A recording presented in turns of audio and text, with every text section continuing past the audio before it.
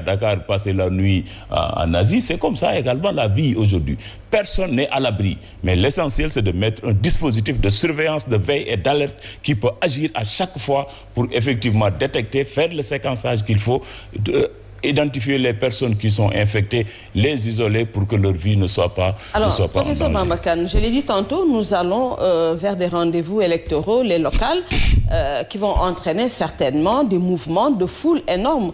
Alors, qu'est-ce qui est mieux? C'est de laisser les gens vivre avec le virus, l'Omicron, comme vous l'avez dit, ou il faut essayer de penser à des mesures? Bien, écoutez, moi je l'ai dit également ce matin sur les ondes de la Zik FM. Je disais que actuellement, il y a tous les ingrédients pour une explosion des cas. Parce que non seulement nous sommes en période d'hiver, nous savons que le virus se développe mieux en période d'hiver. De toute façon, si vous regardez bien, c'est toujours vers novembre-décembre qu'il y a une nouvelle vague. Alors donc, c'est la période d'hiver. Nous nous acheminons vers des joutes électorales qui vont occasionner des foules. Et tout cela, n'est-ce pas, est de nature à favoriser en fait l'explosion des cas et voire une quatrième vague que je ne souhaite pas. C'est la raison pour laquelle, d'ailleurs, je préconisais ce matin que cette campagne, au cours de cette campagne, que les hommes politiques fassent également preuve de responsabilité. Parce qu'on ne peut pas... Non, c'est-à-dire, moi, personnellement, je pense que si on peut éviter des meetings du genre, des milliers de personnes sur une même place, en train de crier, vous savez, s'il était possible d'avoir des milliers de personnes qui sont sur une place et qui se taisent, il y aurait moins de transmission. Hein? Mais le fait que les gens soient là en train de crier, des milliers de personnes, ça, c'est un cocktail qui est explosif. Maintenant, est-ce que... ça doit être incommodant de porter un masque et de vouloir scander le nom de son leader. De toute façon, pour les masques. Bon, samedi, j'ai regardé par exemple le clean day du président de la République, qui lui a respecté les mesures barrières. Tout au long de la journée, a porté son masque. Mais autour de lui, on a vu plein de responsables qui ne portaient plus leur masque. Pas parce qu'ils ne sont pas responsables, hein, parce qu'il est difficile de porter un masque pendant 12 heures de temps ou pendant 24 heures. Ce n'est pas possible. C'est la raison d'ailleurs pour laquelle, en plus de ces mesures barrières, il est hyper important que les gens se fassent vacciner. Hier, j'ai vu une manifestation de l'opposition également à Guédiawaye. Moi, j'ai eu les images. Moi, je tremblais parce que, tout simplement, il y a eu des milliers de gens qui étaient là en train de crier. Moi, je suis acteur politique également. Hein. Pour le moment, ce que je privilégie, c'est des porte-à-porte avec au maximum une dizaine de personnes ou bien 5 personnes. On essaie d'aller vers les gens en essayant de porter ces masques-là pendant les 2 heures ou 3 heures où on fait ces visites de proximité. Si cela est possible, que tous les politiciens s'en inspirent, avec peut-être des caravanes qui permettent de délivrer... Mais ça devrait être sous-tendu par une bonne communication pour que les hommes politiques, les acteurs politiques puissent y adhérer. Absolument, parce que sinon, quel que soit ce qu'on peut vous raconter, si véritablement, au mois de janvier, on a des meetings qui vont drainer des milliers de personnes, qui vont crier, etc., je peux vous assurer qu'à la sortie de ces élections-là, on va se retrouver avec une quatrième vague que personne d'ailleurs ne souhaite. Et surtout particulièrement le personnel médical. Je pense que le personnel médical a payé un lourd tribut, n'est-ce pas, de cette pandémie. Donc, par respect, ne serait-ce que par respect à ce corps médical-là, il faudra que les politiciens essaient, pour une fois, mais d'inventer d'autres formes de communication au cours, n'est-ce pas, de cette campagne électorale. Autrement, voilà, on va être là dans 2 ou 3 mois avec une explosion des cas. Parce qu'on a des acquis. Le Sénégal a des acquis. À un moment donné, on était à 0 cas. Il ne faudrait pas qu'on perde ces acquis-là pour, par exemple, quelque chose qui, à mon avis, ne vaut pas la peine. Alors, Abdoulaye Mbow, 1 331 personnes qui se sont vaccinées, un peu plus, depuis qu'on a démarré cette campagne de vaccination. Qu'est-ce qu'il faut pour donner un coup de fouet à cette campagne? J'ai l'impression que les autorités n'arrivent pas encore à trouver le bout, en fait. Oui, effectivement, je crois bien qu'1 million, moins de 2 millions, c'est encore peu. Oui. Même si on sait qu'il y a eu des avancées, et en tout cas, et par rapport à la campagne de vaccination. Mais je crois bien qu'à un moment donné, on a senti, en tout cas, une certaine lassitude par rapport justement à l'agressivité justement de ceux-là qui doivent porter le combat par rapport à la communication liée à la vaccination.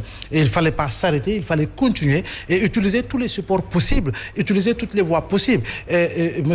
Gaye a parlé justement de de communication, comment dire, soutenue par les relais communautaires, c'est important, par les Badianogor, c'est important, par les imams, c'est important, par les chefs religieux, c'est important. Mais je crois bien qu'il fallait continuer cette phase de communication. Et quand on revoit, en tout cas, l'image qu'on montre à chaque fois, l'image justement de ces guides religieux qui se sont fait vacciner, l'image justement de ces personnalités, en tout cas culturelles, traditionnelles et politiques du Sénégal qui se sont fait vacciner, qu'on continue de montrer ces images-là, afin que ceux-là qui sont encore sceptiques puissent s'en inspirer. Je crois bien que là également, il y a eu un défaut par rapport justement à l'approche communicationnelle, parce que comme on dit en situation de crise, communication de crise, mais la communication de crise également s'adapte par rapport à un contexte et par rapport à un environnement, par rapport à l'évolution des faits. Il y a eu évolution des faits parce qu'en réalité, aujourd'hui, on n'a plus ce type de discours qui nous dit que le vaccin, c'est pour nous mettre des puces, le vaccin, c'est pour nous empêcher d'avoir des enfants, le vaccin, etc.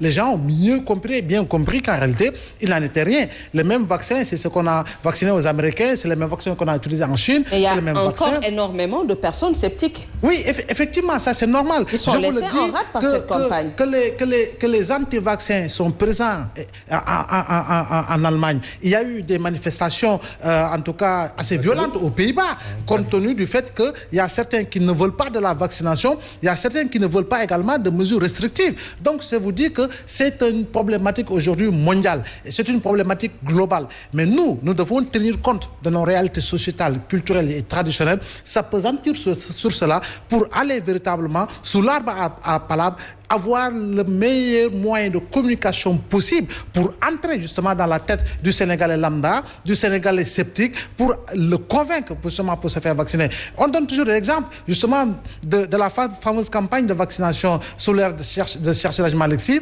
quand les populations de Guet-Ndar avaient refusé de se faire vacciner. Le matin, il s'est levé, il est parti, il a rencontré les colons, il s'est fait vacciner et toute la population de Guet-Ndar est allée se faire vacciner. Pourquoi? Parce qu'en réalité, il représentait quelque chose, moralement, culturellement, religieusement. Mais malheureusement, des guides religieux, ont donné l'exemple, mais ma foi, combien de personnes n'y croient pas encore? Je crois bien. C'est pourquoi j'ai dit, il appartenait, après avoir en tout cas constaté justement ce discours répétitif de nos guides religieux à Touba et Touawan qui ont demandé justement aux Sénégalais de se faire vacciner, il appartenait aux autorités d'utiliser cette communication pour véritablement qu'elle soit pérenne par rapport à la retransmission.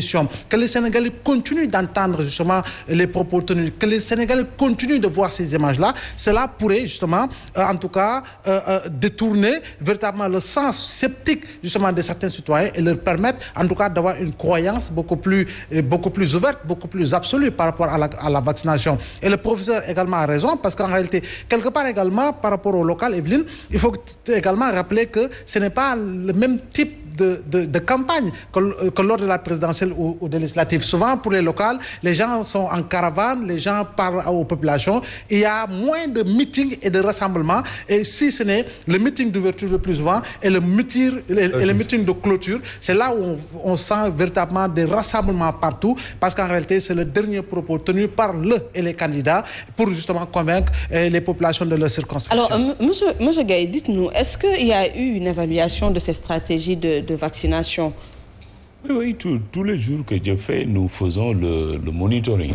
Pas pour rien que chaque fin de journée, la direction de la prévention recueille les données. Le nombre de personnes vaccinées à travers le pays, fait la sommation et publie ça.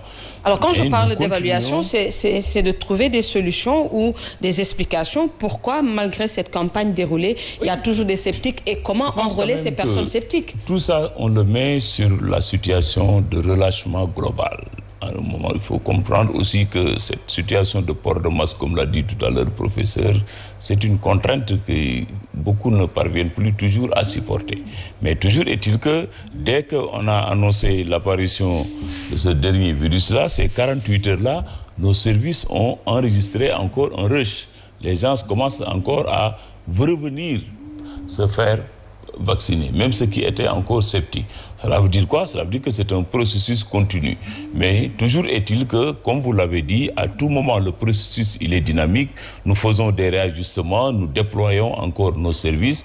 Et là, nous sommes toujours en partenariat avec les structures de communication qui nous accompagnent dans ce sens-là, que ce soit les radios communautaires, que ce soit les télévisions, mais également les radios.